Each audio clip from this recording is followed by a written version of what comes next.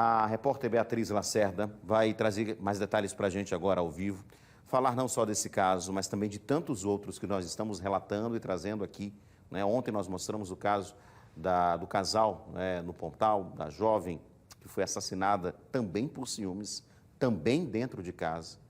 E quantos mais a gente vai ter que trazer aqui? Vamos a Maria Maciel, isso aqui é o caso da Helenilda ontem, que nós mostramos, inclusive, né, também por ciúme, e hoje o caso da Daniela. Ou vamos ao vivo com a Beatriz Lacerda, está com a gente? Bia, são dois casos em menos de uma semana, né? O caso do Pontal, né, aconteceu no sábado, de sábado para domingo. E agora, né, ontem a gente estava comentando de quinta para sexta, né, de quinta para sexta. Mas assim, em menos de uma semana, hoje é quarta-feira, então, em menos de uma semana, dois casos de feminicídio, dois casos violentos, absurdos, sem nenhuma possibilidade de defesa da vítima. Bia.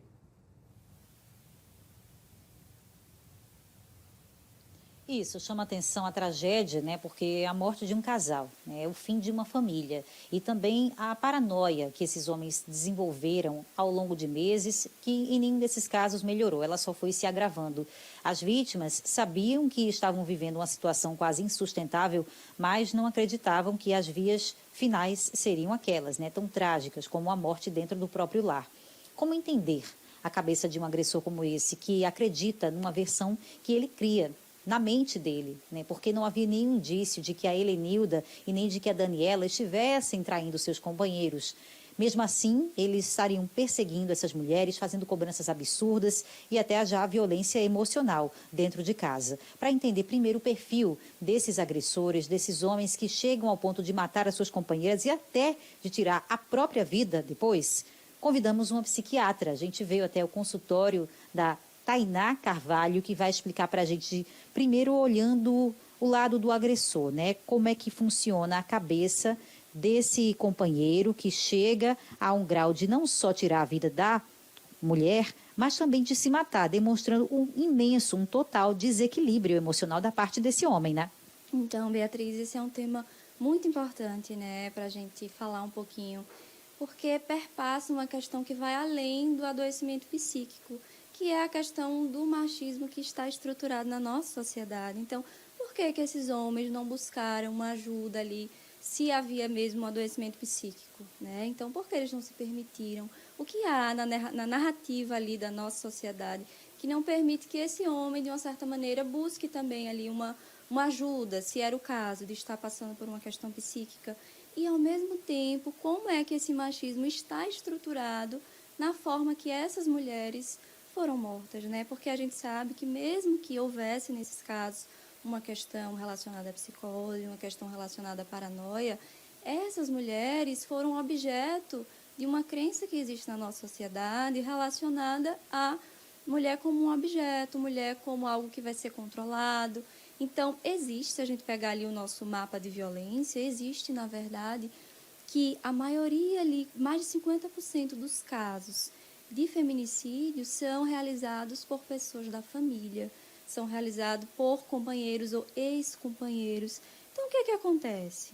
O adoecimento psíquico desses sujeitos está sendo expresso dentro dessa narrativa da misoginia, né? Agora, claro, essas pessoas poderiam estar passando ali por uma fase de um ciúme, que seria já um ciúme patológico, né, que precisaria de um cuidado, ou não tem como eu dizer, né, porque teria que avaliar caso a caso. Mas o que eu estou querendo dizer é que a narrativa que está envolvendo essa continuidade, que são números alarmantes que a gente tem de mulheres que sofrem isso, tem a ver com uma narrativa misógina, né? O fato deles se matarem no final faz parte também desse fator cultural? Exatamente, Beatriz, porque se a gente coloca, né, então o homem fica ali nessa posição talvez de uma grande impotência, né, de não ter conseguido dar conta do sofrimento que estava passando e ao mesmo tempo, né, a gente não pode eximir que foi uma grande questão de violência que foi realizada. Então, claro que a gente pode pontuar que poderia acontecer ali um sofrimento psíquico, porque acabou afetando o suicídio, a gente sabe que mais de 90% dos casos de suicídio estão atrelados a um transtorno mental, mas a gente não pode resumir isso como se fosse um caso apenas de saúde mental. É um caso de saúde pública, em que a gente precisa ver como prevenir a questão da violência contra a mulher. Se fosse assim, os índices não seriam a maioria dentro de casa, como você disse, né, por parte das pessoas da família. Então, esses crimes de feminicídio, até seguidos de suicídio, estão relacionados justamente a essa convivência familiar, né, a crise no relacionamento, ao fato desse agressor não aceitar a separação, preferir que a vítima morra e até que ele próprio morra, ao invés de dissolver a união. Sim, e também a dificuldade da mulher de lidar com isso, porque há o medo, há a dificuldade até, né, de colocar aquela importância, se for o caso de um tratamento, porque a gente também não pode achar, né, que todo caso ali de um ciúme vai ser patológico, pode ser uma questão, como a gente colocou aqui, cultural, mas não exime a necessidade da mulher buscar, mas como é que ela vai? Se ela está envolvida no medo, na pouca rede de apoio. Então, tem esses dois lados. Tem a mente do homem, do sujeito ali agressor, mas é preciso que a gente entenda que ali foi um feminicídio, então tem esse fator cultural atrelado, que é preciso que a gente fale mais. Então, é muito bom que aqui a TV esteja promovendo esse espaço para que mais políticas sejam voltadas para essa questão. A educação, né? A educação de maneira geral do brasileiro que está precisando ter melhores noções, né? De relacionamento afetivo, dessa não posse, porque o homem nunca foi e não é e nem vai ser dono da mulher em casa, em lugar nenhum. Exatamente, isso deveria começar de muito cedo nas escolas, como é, né, que se trata ali uma menina, uma mulher, porque é isso que vai se crescendo, né, e a forma de cada um expressar a doença, né, cada um tem sua forma, mas por que então a forma de expressar é matando uma mulher, esse grande número de casos? O que é que isso quer dizer, né? Feita a sua avaliação, porque a gente realmente, né, Edson, eu estava até conversando aqui, a gente tem a ideia de achar que é um desequilíbrio emocional e atribuir tudo a uma doença, né? A uma doença psíquica, a um ciúme patológico, obsessivo e colocar a culpa na doença. Ah, ele estava desequilibrado, ele estava em surto, né? Mas não é só a questão da saúde psíquica, é como ela falou, o fator cultural, ele tem um peso imenso na nossa sociedade, né? Desse homem que não aceita ser trocado, ser simplesmente deixado naquela relação de não fazer mais feliz aquela mulher e ele não aceita ficar para trás, né? Se separar. Então, ele prefere matar. É impressionante realmente o que você coloca, né? Essa questão cultural do machismo na sociedade seria até uma resposta maior para esses casos absurdos que a gente tem visto. Sem dúvida, é uma coisa que deixa a gente, precisa deixar a sociedade em alerta, e com isso a gente não está dizendo que esses homens não precisariam de um tratamento. Todo mundo tem direito a um tratamento digno, né, que possa identificar o que for possível para auxiliar e não chegar a esse ponto. Mas acho que você fez um resumo aí perfeito no sentido de que é uma questão que vai além, a gente precisa problematizar essas questões e discutir acerca de como o machismo vai afetar a forma como as pessoas expressam um sofrimento e a forma como que as mulheres vêm morrendo, né? Porque sofrem, todos podem sofrer, né? Estamos sujeitos a isso numa relação afetiva, né? Uma união, todo mundo sofre. Agora, a forma de você resolver isso não deve ser matando ninguém, né? Por que então, se estava em surto, não procura um tratamento? Também que preconceito é esse, né? Dos homens buscarem esse atendimento psicológico, psiquiátrico, inclusive no caso da Helenilda, ela procurou. Vocês lembram que no relato que ela fez lá no boletim de ocorrência, né? Ela disse que propôs ao companheiro, olha, ou a gente se separa ou você vai para a psicóloga comigo. E ele foi. Só que ele dizia, na sessão da psicóloga, tudo que a vítima e a psicóloga gostariam de ouvir, né? Que ele estava disposto a mudar, que ele reconhecia aquele comportamento obsessivo, mas quando chegava em casa era tudo diferente do que ele dizia na consulta e depois ele parou de ir, né? Quando foi identificado esse transtorno paranoide, ele até abandonou. Então é muito difícil também, né? Fazer com que a pessoa aceite que precisa ser tratada. É muito difícil. Eu acho que todo psiquiatra, se pegar para ver quantas mulheres vão para atendimento e a porcentagem de homens é muito menor. E isso não significa que é porque os homens adoecem menos de forma alguma, mas porque há uma ideia de que o homem não pode demonstrar uma fraqueza, não pode demonstrar que precisa ali de um apoio, de uma conversa, e aí ele acaba não buscando, né, essa questão. Então isso também atrapalha. E a mulher fica ali paralisada, porque pelo medo de toda, né, tudo isso que a gente está vendo, como é que ela vai dar conta? Então, ela que tem que marcar a consulta, ela que tem que fazer tudo pelo esposo, como é que a gente está fazendo essa narrativa da mulher e do homem na sociedade?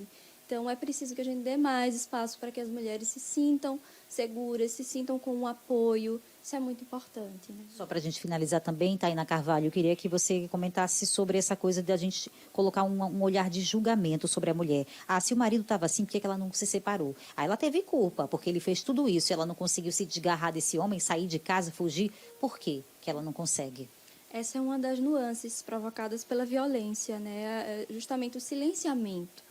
As mulheres foram e ainda são silenciadas há muito tempo. Então, não é fácil para a mulher tomar uma determinada atitude sabendo das consequências e uma série de coisas vão passar ali pela cabeça delas. Então, foi construída uma questão em torno do silenciamento delas. E aí não é simples assim, né? Ah, por que não cabe? Por que não? Quantas mulheres, como você falou, né, Beatriz, que acabam nesse desfecho quando justamente terminam. Então, é muito difícil. Preciso que busque ali o que tiver de apoio. Ainda bem que hoje já existe uma certa evolução no sentido de rede de acolhimento à mulher, mas a gente ainda precisa mudar esse pensamento automático que vem, né? Ah, mas a mulher e a mulher, como se fosse, então, a única responsável pelo bem-estar da família. Muito obrigada, Tainá Carvalho, psiquiatra, com essa palavra tão importante para a gente hoje aqui, né, Edson? Para a gente compreender o que tem acontecido na nossa sociedade, porque que os homens têm agido assim, Brasil afora, e lembrar que nunca a mulher é culpada. A gente tem essa impressão, né, de que a vítima poderia ter tomado alguma atitude para mudar aquele desfecho trágico, mas ela é a vítima. Ela não tem que ser responsável pelo comportamento agressivo do outro. E ela até tentou se desvencilhar, como muitas mulheres tentam, e mesmo assim o resultado é trágico. Os homens é que precisam buscar ajuda e se tratar também, tratar da cabeça, né, Edson? Com certeza, minha cara Bia, agradecer à doutora também pela participação. Eu acho que ficou bem claro aqui, e assim, aqui a gente não está tratando de, mas tem que falar do empoderamento feminino, tem nada a ver isso aqui. Isso aqui, o principal foco daqui não é esse. É claro que é importantíssimo a mulher estar mais presente, é igual ao homem, isso, a questão da visão machista tem que ser ficada para trás, mas o que a gente está discutindo aqui é essa atitude doentia que está acontecendo, que infelizmente está matando mulheres. Isso é fato, é realidade. Infelizmente, são inúmeros casos de feminicídio. Mulheres que foram mortas, assassinadas pelos companheiros, sem a chance nem de se defenderem. Imagina só. Tá? Então, assim, muita gente na rede social comenta o que quer, não é? Mas é importante a gente ressaltar e chegar ao ponto que a gente está discutindo aqui. Tem algum problema psiquiátrico? Precisa ser tratado? Precisa de ajuda? Precisa. Mas tem muito também do machismo estrutural na nossa sociedade que precisa, de fato, ser tratado. Então, é preciso a gente abrir a nossa cabeça e entender que não é normal, não pode ser normal. E a gente precisa discutir isso sim e abrir os olhos para que outras vítimas não venham, infelizmente, a perder suas vidas, né, por conta desse ciúme doentio. Muito obrigado, Beatriz. Agradeço a doutora Tainá também pela participação ao vivo aqui no Cidade. E a gente vai continuar acompanhando nossos sentimentos mais uma vez, a família da Daniela. Né? Imagina o carinho que essas crianças precisam ter agora para suportar a dor de perder a mãe e de perder o pai também, porque ele era o pai das crianças. Né? E cometeu esse crime bárbaro com as crianças dentro de casa. Não se tem ainda informação de se alguma delas presenciou o fato em si ou estavam em outro ambiente, mas isso não vai tirar da mente dessas crianças o que aconteceu ontem à noite nessa casa dessa família em Arapiraca. Família que infelizmente foi destruída por uma atitude absurda, por um ciúme doentio deste homem que não sei por que imaginou que a mulher estava traindo ele, né? E aí por conta disso achou que poderia tirar a vida da companheira e depois resolvia tudo jogando o seu carro contra um caminhão, tá? Mais um caso, 2 casos sérios, terríveis de feminicídio em apenas uma semana. A gente não pode achar isso normal, não pode colocar culpa na vítima e não pode achar que isso aqui é porque a gente está defendendo o lado feminino. Pelo contrário, a igualdade, a gente está num mundo de igualdade, gente. Olha, homens e mulheres são iguais. Tem que ter os mesmos deveres, os mesmos direitos, as mesmas oportunidades, inclusive de acabar um relacionamento que já é doentio, que não pode continuar. Por quê? Ela não era dele, ele não era dela. As pessoas não são donos de outras pessoas. Infelizmente, muitas pessoas ainda acham que são, né? E aí o crime acaba acontecendo dessa forma.